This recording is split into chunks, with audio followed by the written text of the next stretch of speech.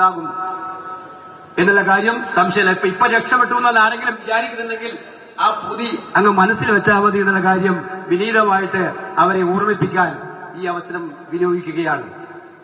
പ്രിയപ്പെട്ടവരെ, കമ്മ്യൂണിസ്റ്റുകാര് ഇല്ലാതാകണമെന്ന് നമ്മൾ ആരും ആഗ്രഹിച്ചിട്ടില്ല. പക്ഷെ ഇന്ന് ഇത്തരത്തിലുള്ള ഒരു കമ്മ്യൂണിസ്റ്റ് രാഷ്ട്രീയം വേണോ എന്ന് ചിന്തിക്കുന്നത് കോൺഗ്രസുകാരും ലീഗുകാരും ആർഎസ്പിക്കാരും കേരള കോൺഗ്രസുകാരും മാത്രമൊന്നുമല്ല. ഇത്തരത്തിലുള്ളൊരു കമ്മ്യൂണിസ്റ്റ് പാർട്ടി വേണമോ എന്ന് ചിന്തിക്കുന്നതിന് ഏറ്റവും മുന്നിൽ നിൽക്കുന്നത് ആ പാർട്ടിക്ക് വേണ്ടി ചോരയും നീരും ഒഴുകിയ സഖാക്കളാണ് എന്നുള്ള കാര്യം നിങ്ങൾ ഓർക്കുക.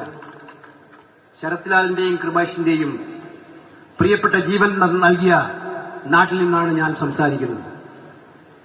രണ്ടു ഊർജ്ജസ്വലരായ ചെറുപ്പക്കാർ ഒരു തെറ്റും ചെയ്യാതെ ആ രണ്ടു യൗവനങ്ങളെ കുരുന്നിലെ ഇല്ലാതാക്കിയ രാഷ്ട്രീയ അക്രമ കാപാലികത്വത്തിന്റെ ഏറ്റവും ബീഭത്സമായ മുഖം കണ്ടവരാണ് പെരിയയിലെയും കാസർഗോഡിലെയും ജനങ്ങൾ, കോൺഗ്രസുകാർ, UDF